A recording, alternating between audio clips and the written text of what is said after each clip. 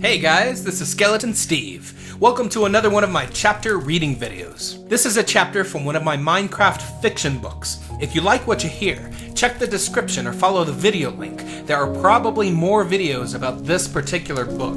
And if you're a fan of Minecraft fan fiction, then please go to skeletonsteve.com where you can learn more about my books and hopefully join my Skeleton Steve Club. Alright, now on to the reading.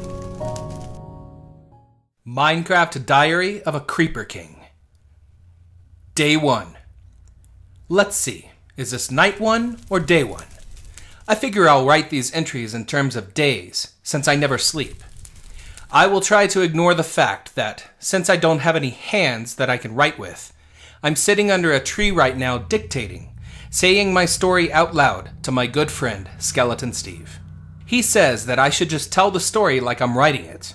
I'll give this a try. My name is Kuthka. I'm a creeper. I don't know if that's the real name of my race, but that's what everyone calls us, so it works.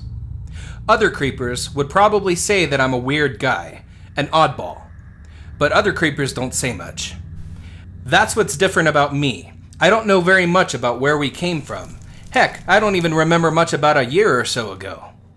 How did I get here? As far as I know, I've always lived in this forest. Skeleton Steve calls it Darkwood Forest. He says that there are hundreds, thousands of other forests, so he likes to give names to places. I do love this place. The hills rise and fall, and the trees are thick, tall, and dark. Dark oak, Steve says. It's a very large forest, too. I've never felt much of an urge to leave.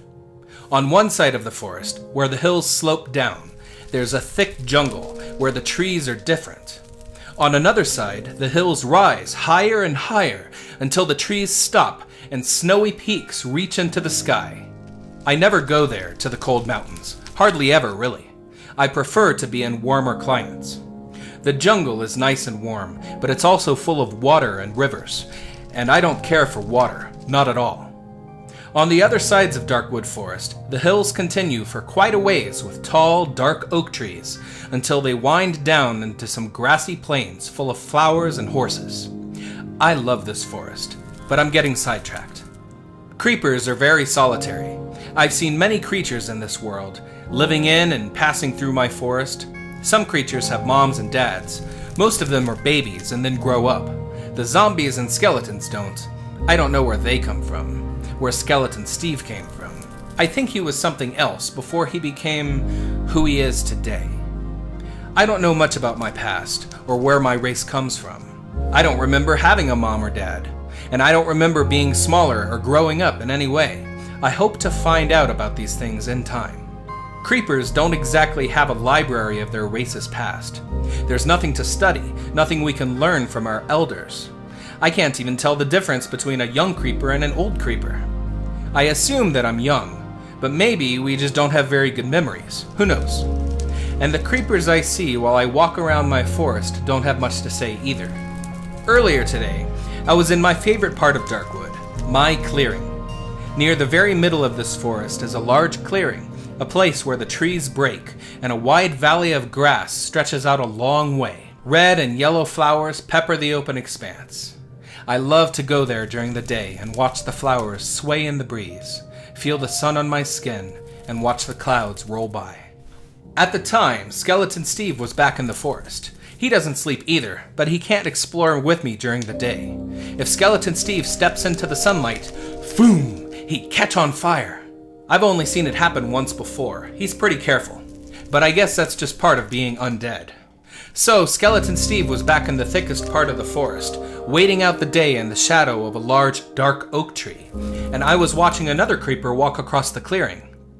Whenever I see another creeper, I always try to make conversation, to learn about them. It's always my hope to learn more about my people, and to make friends who are like me. "Hi there," I said. The other creeper noticed me, said nothing, then turned to continue moving away. I followed. "My name is Kuthka. What's yours?" The other creeper stopped and turned to face me. "What you wants?" "I don't see others like me very often. Where did you come from? Where are you going?" "What does it matter to you?" he said in a gravelly voice. He turned and continued walking through the valley. "I just want to be friends," I said to his back. "Please, tell me about yourself." I stopped. The other creeper kept moving, without speaking again, and I stood in the sun and watched until he disappeared into the shadows of the dark oak trees. Later that day, when the sun went down, I walked back to where I knew Skeleton Steve was waiting for me. In the shadows of the darkening forest, I could see the glowing red dots of his eyes, hovering in the middle of his empty black eye sockets, watching me approach. "Why do you always try to talk to the other creepers?" Skeleton Steve said after I told him about my day. "They always act the same way." We were walking along a ridge, watching the moon rise into the sky.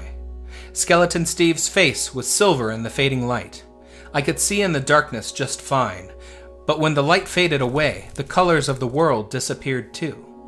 I did love the daylight, when everything was bold and colorful. It was too bad that Skeleton Steve always had to hide in the dark. "I've got to try," I said. "There have to be more creepers out there like me. I want to know more about why we're here, how we creepers get here." "So many creepers are just grumpy, it seems," Skeleton Steve said. We walked in silence for a while. "I wonder if we're stuck being like this, or if there will ever be someone to bring us together. If there are other creepers smart like me, I'm sure we could do great things." "Why are you so interested in other creepers?" Skeleton Steve said. "I think it would be a good thing for us to come together," I said. I wasn't quite sure what I was getting at, but I knew that I wanted creepers, as a people, to find strength together somehow, to have a real race, a real history, something unique that we could pass down to whatever it meant to be the next generation. I didn't even know if creepers had children, or how more creepers came to be. We could maybe be, I don't know, a real race, develop ourselves instead of just being like animals wandering around all alone. "You mean like creeper cities? A creeper nation?" Skeleton Steve said, smirking. "I don't know," I said. "I just feel like we could be more." So that's it. Did you like it? Click on the link or check the description to continue to the next chapter. If you like the book so far, you can also find a link in the description below to the book on Amazon, where it's free on KU. Love Minecraft? Please go to skeletonsteve.com and join my free Skeleton Steve Club. Fans and members of my free club will get access to lots of cool free Minecraft stuff, like guidebooks, tips and tricks, world seeds, custom maps, game skins, and free copies of my fan fiction books like this one. That's skeletonsteve.com, and I'll see you at the next video.